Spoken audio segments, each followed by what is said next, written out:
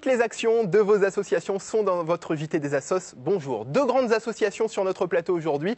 L'AJE Paris, Association Jeunesse Éducation, qui a pour but d'aider à l'accompagnement, à la scolarité, à l'orientation et à l'insertion professionnelle. De nombreux bénévoles et étudiants y participent. Catherine Dedreuil, bonjour. Bonjour. Samia Isabachen et Abdoulouane, bonjour. Bonjour.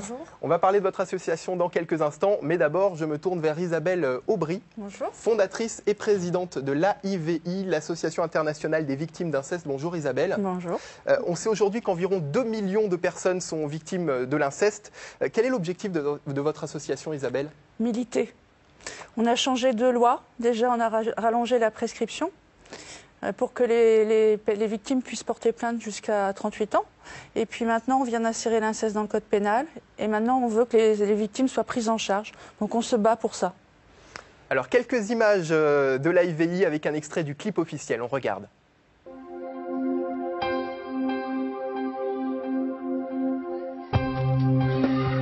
Force de silence, étouffe les soupirs de détresse en violence, à ne plus chercher à s'enfuir. Mais qui me donnera la force de changer nos mémoires? Qui médite-moi, qui pourra me taire après tout ça? Qui osera me dire que le monde est un mystère? Isabelle, racontez-nous l'histoire de ce clip et de ce petit garçon. En fait, l'idée est venue après l'affaire d'Outreau, où les enfants victimes, parce qu'il faut se souvenir qu'il y a 12 enfants victimes dans l'affaire d'Outreau, ont été, je veux dire, maltraités par la justice. Et on s'est dit, voilà, qu'est-ce qui pourrait être une justice qui traite les enfants différemment et qui ne les traite pas comme des adultes? Parce qu'aujourd'hui, on demande la même chose à un adulte qu'à un enfant dans le parcours judiciaire, ce qui est un vrai parcours du combattant. Moi, j'ai porté plainte quand j'étais ado. Et j'ai fait carrément une tentative de suicide, tellement c'était insupportable. Et je n'étais pas la seule, beaucoup de membres chez nous ont vécu ça. Et depuis l'affaire d'Outreau, justement, vous avez l'impression d'être davantage soutenu par le gouvernement?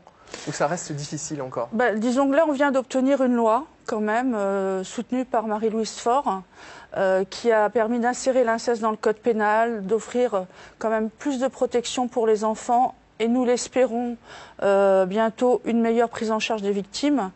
C'est un pas en avant, mais en France, on est sur l'échelle internationale, on est tout en bas de l'échelle, parce qu'on ne fait aucune recherche, il n'y a aucune formation, il n'y a aucun soin spécialisé, il n'y a aucun lieu de prise en charge. Et il y a 2 millions de victimes. Alors, depuis 2002, vous avez inventé une nouvelle forme de groupe, les groupes thématiques enregistrés. Expliquez-nous en quoi ça consiste, Isabelle.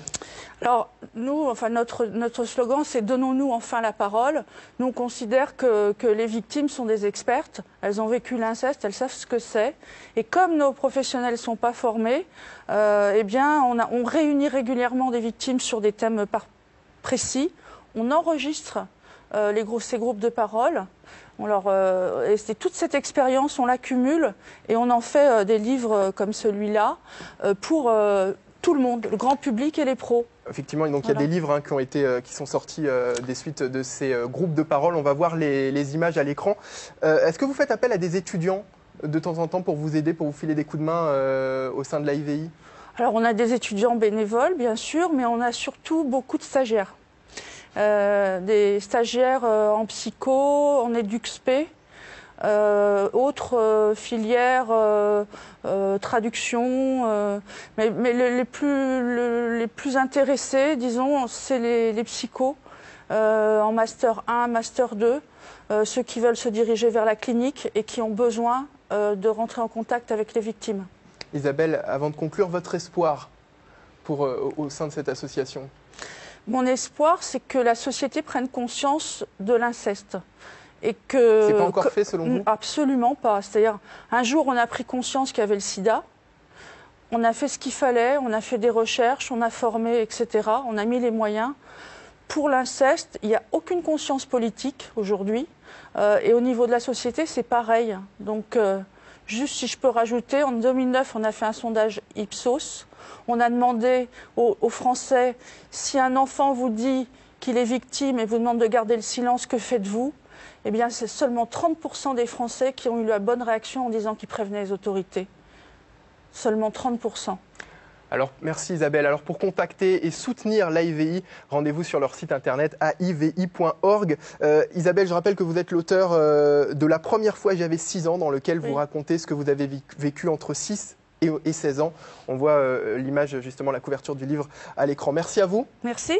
La suite de cette émission avec une autre association à découvrir maintenant. Elle a pour but d'aider les jeunes à mieux s'orienter dans leurs études et dans leur professionnalisation. Il s'agit de l'AJE. Samia et Abdoul, vous êtes tous les deux étudiants et vous intervenez au sein de l'AJE. Expliquez-nous quels sont les principaux axes de cette association.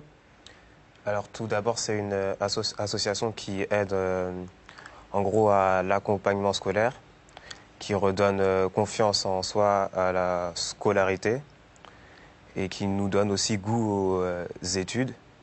Je définirais aussi mon association en disant que c'est un lieu de partage et d'échange intergénérationnel. Catherine, vous êtes bénévole, chef de projet au sein de l'AJE. Absolument. Enfin, chef de projet, c'est peut-être un grand mot.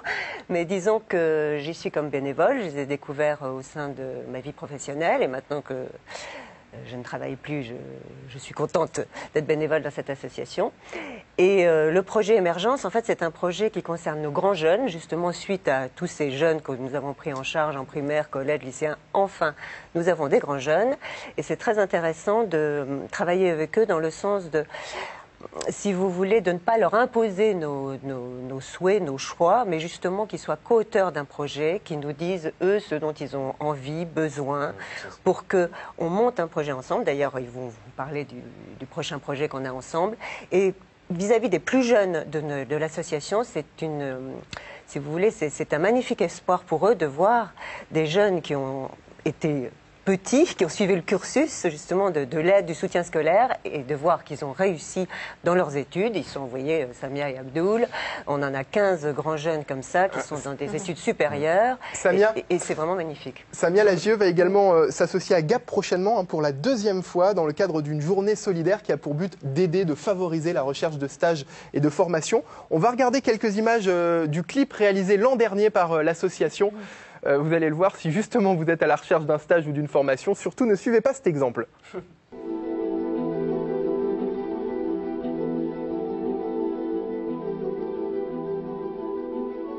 Notre première expérimentation va se faire avec notre cobaye numéro 1. Jean-Jacques a quitté son entreprise il y a maintenant 8 semaines et va devoir faire ses preuves face au terrible directeur des ressources humaines. Une caractéristique que possède Jean-Jacques est la confiance en soi. Une confiance telle qu'elle lui joue parfois des tours, car, pour lui, la présentation vestimentaire et le ton de la voix sont secondaires. Samia, parlez-nous de cette journée solidaire. Effectivement, on a été invité un dimanche par une grande société, comme vous l'avez dit, de prêt-à-porter. Et il était question d'organiser des mini-reportages sur l'emploi de façon générale. Et puis nous, on a décidé de prendre ça à la rigolade en faisant un reportage sur des petites sessions d'entretien d'embauche, avec tout ce qu'il ne fallait surtout pas faire pour réussir son entretien d'embauche. Merci beaucoup, Samia. Je vous remercie. J'imagine que vous recherchez des étudiants, des bénévoles pour travailler avec vous. Oui, effectivement. Oui. L'adresse s'affiche en bas de l'écran. Merci à tous les 4 d'être venus. Merci. Merci. N'oubliez pas, toutes vos initiatives nous intéressent pour parler de votre association. Écrivez-nous, c'est la fin de ce JT. On se retrouve la semaine prochaine pour le revoir et le partager. Ça se passe sur ncetv.fr. Bye bye.